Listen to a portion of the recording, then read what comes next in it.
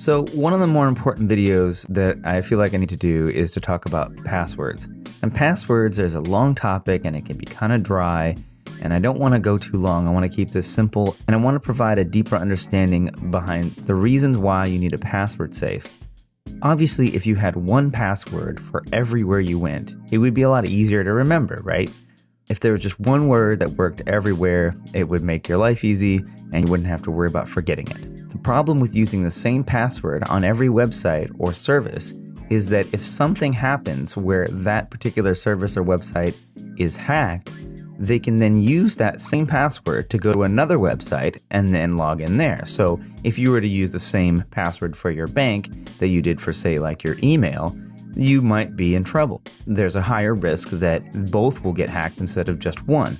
On the other side of the spectrum, you could completely randomize your usernames, your passwords, and even your password questions in such a way there would be no way for someone to identify who you are or reuse a password that may be usable in another website. But obviously you couldn't remember a unique password for every website you went to, or you could use something like a mental algorithm, which is better than nothing, but potentially could be a pattern that a computer can recognize and then could be used against you as well. Now, you've probably heard of the term password strength. Basically, the stronger a password is, the longer it will take for a computer to eventually guess it.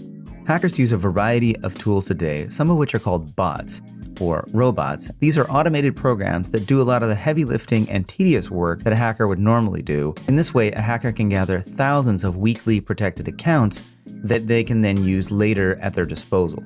If you have been hacked, there's a good chance that you don't know it and that your account has become a sleeper agent for someone else. This is why typically people are asked to change their password on a periodic basis. So these bots that we're talking about are using patterns and known passwords that are very commonly used by people in order to get in where it's easy. But for those people who have strong passwords, it's going to be very difficult for these bots to get in. One of these things that websites do to help prevent bots from getting access is if something tries multiple times and gets a password wrong, it will lock out the account for a small period of time, but that's enough to delay the ease of access for a bot to keep trying again and again and again to guess what the password is. Even a weak password that would normally take, let's say, 1,000,000 tries will now take decades instead of minutes to gain access. Browsers today will automatically save your username and password for your favorite websites.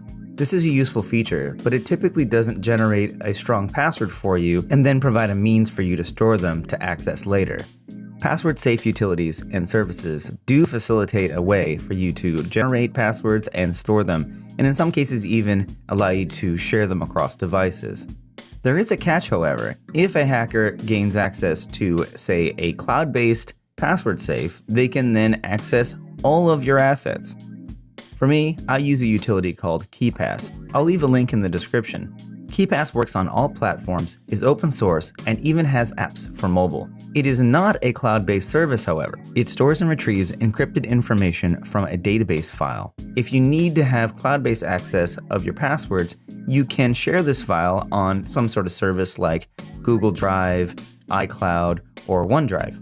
Personally, I keep the file stored in a hidden location on my network, and that way I gain access to it across all my devices, but only at home. I then use multiple keys in order to unlock the database.